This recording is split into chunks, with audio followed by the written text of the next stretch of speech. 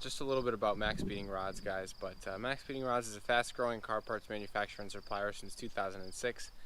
They've been redefining high-performance auto parts, including cranks, coilovers, connecting rods, turbochargers, and a variety of other parts. There are warehouses in the United States, Germany, France, Czech Republic, United Kingdom, Australia. They ship within 24 hours. Maxpeedingrods is also sponsoring some well-known racers such as Drift Masters European Championship and 2020 British Drift Championship champion Duke McKeever, 2019 British Drift Championship champion Oliver Evans. In the United States, France, Portugal, Italy, Denmark, Latvia has sponsored local events.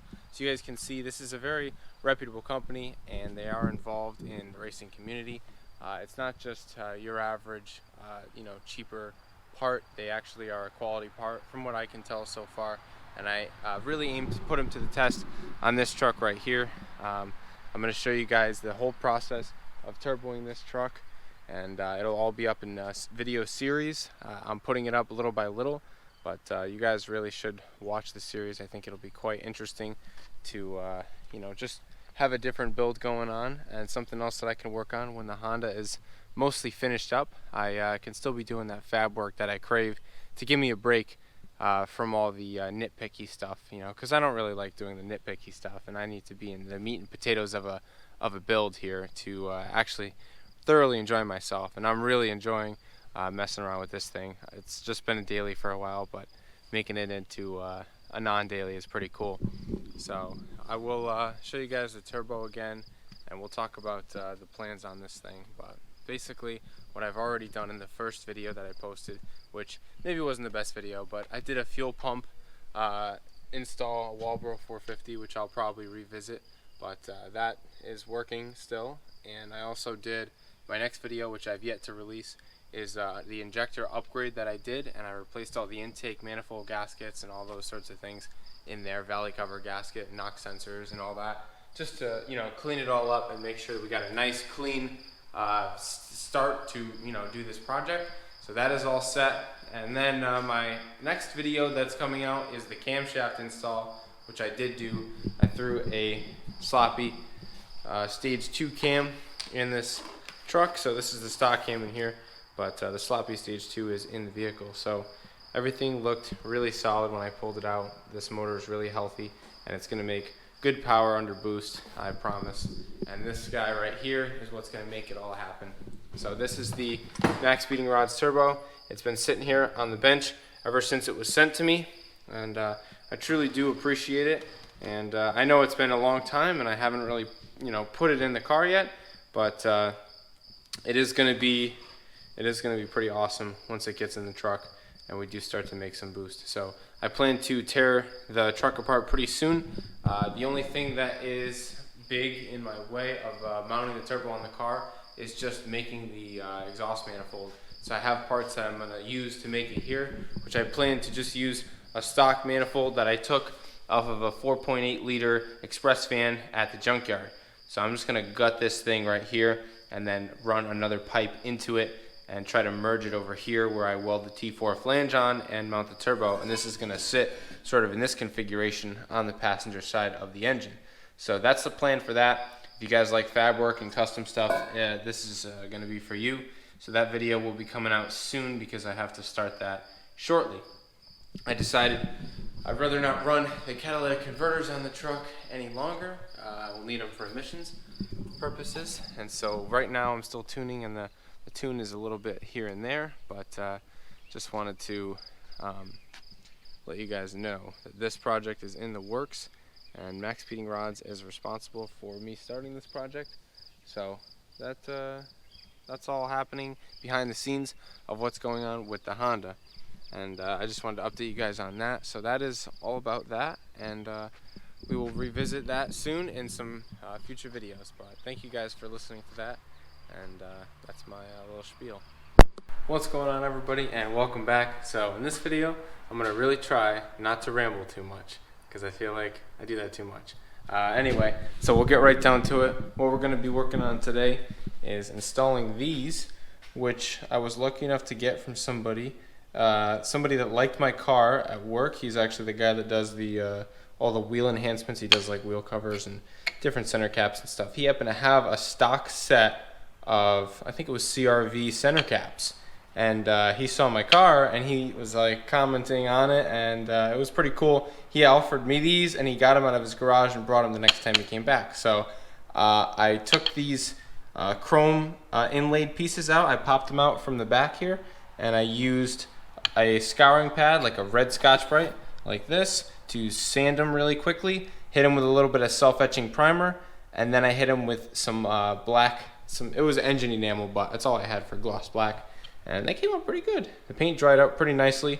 Engine enamel is pretty durable, so I figured an enamel would be good.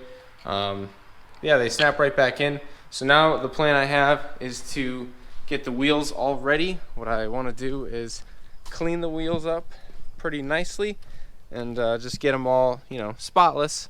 And then I'm going to go over them with denatured alcohol, clean them with that, and then I'm going to try to ceramic coat them. I do have a little bit of ceramic coating left from doing somebody's car, so I'm going to try to do 2 at a time. I guess I'll do these 2, and I'll put the center caps in, and I would like to glue the center caps in so that they don't fall out. Just a little bit of glue from the back, because they're a little bit loose, but they do fit, and I'm hoping that they're going to look really nice. So maybe I'll grab one to show you guys. So here's without center cap, and here's with. I think they look pretty sweet. I'm excited to get them on. I think they're going to look really good on the car. That'll be the only Honda logo on the whole car. But the paint actually matches surprisingly well. You really can't tell that it's a different color, especially when you're driving by. But yeah, I'm a big fan. The only thing is they come out like too easily. Like I'm worried they'd fall out or somebody might try to take them. But otherwise, they're perfect. So yeah, so you guys know, stock CRV. I'm not sure what year. I could find out, but yeah, the bore size is pretty similar. There's not a good way to keep them snapped in, so we'll glue them, and I'm gonna get to work on cleaning them up and getting them ready to ceramic coat. If you guys have never done that, it's not too difficult. I'll explain. So basically, I'll show you guys what I got going on here. I'm using this is Avalon King Armor Shield. I've used this in the past once, and I still have quite a bit left here, so figured I would use it up on these wheels. But I did get one coat done on here, and it does feel pretty good. I'd like to do a second coat. I'm going to do a coat on the inside, and then I'm going to jump over to the other wheel, and when I'm finished with that one, I'll come back and do a second coat on this, just to reassure that I hit everything. They say 2 to 3 coats, so I'll do 2. Maybe I'll do a third if I feel like it tonight. But yeah, I think it'll be good to ceramic coat these wheels, make sure that they stay nice. Then I don't have to worry about waxing them, and hopefully this will help the brake dust not to stick onto the wheels, which is going to be ideal. So I'm going to try to do all these, and then hopefully later on I can try to secure these center caps, and yeah, we'll go from there.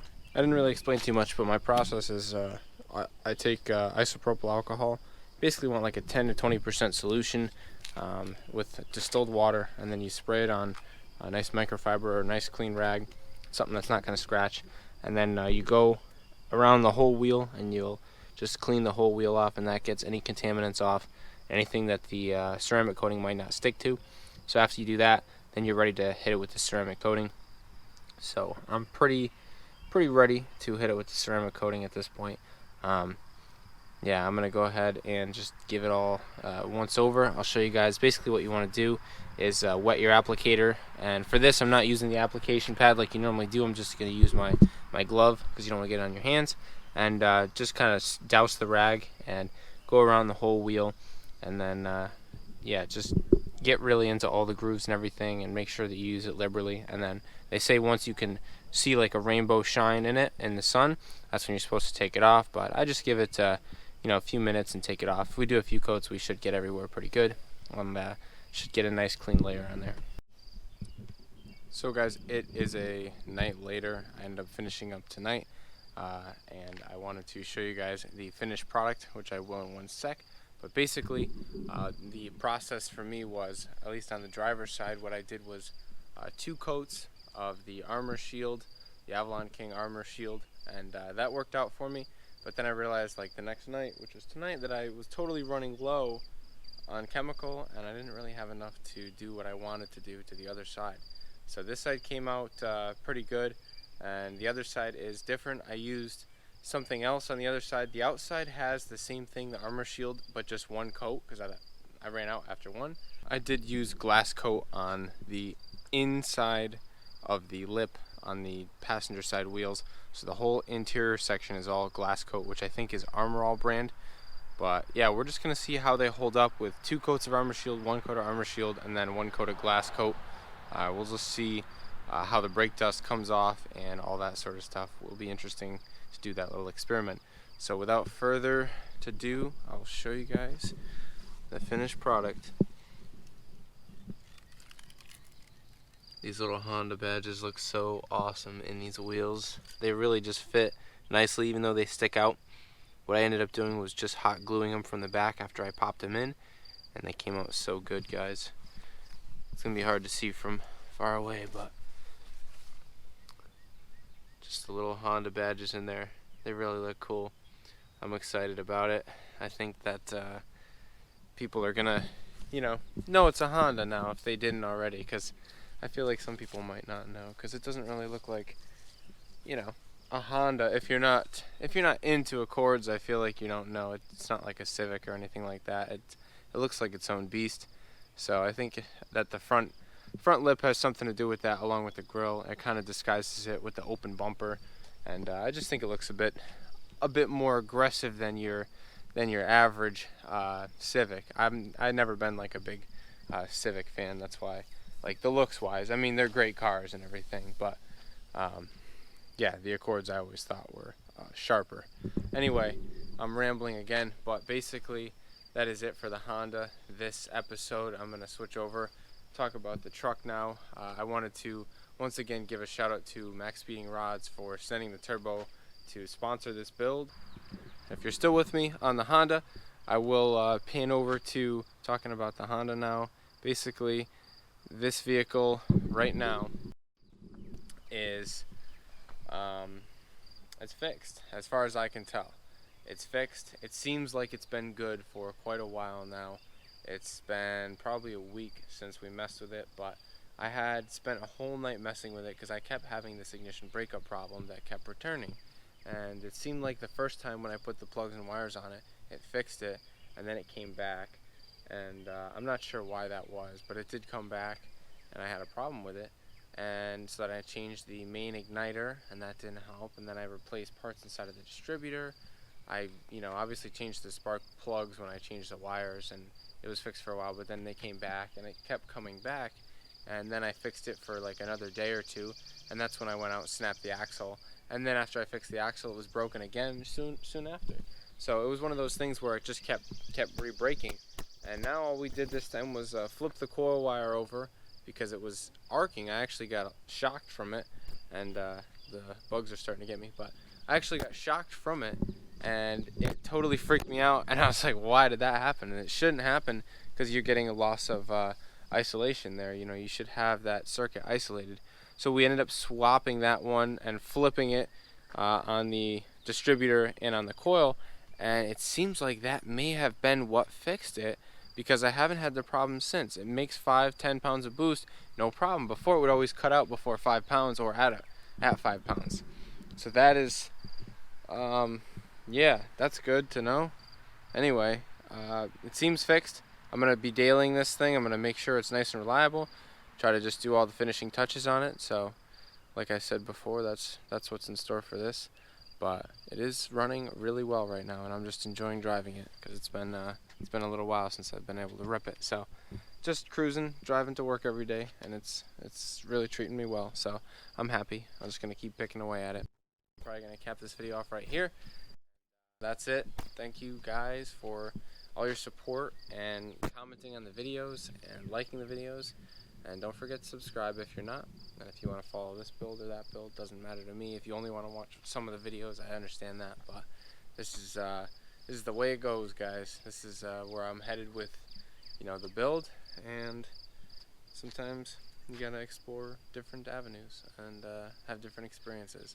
I think it's gonna be good for the channel overall. And we'll get some people from both sides in here, and maybe we can all come together. But anyway, no more rambling. I'm done. Thank you guys for watching, and peace.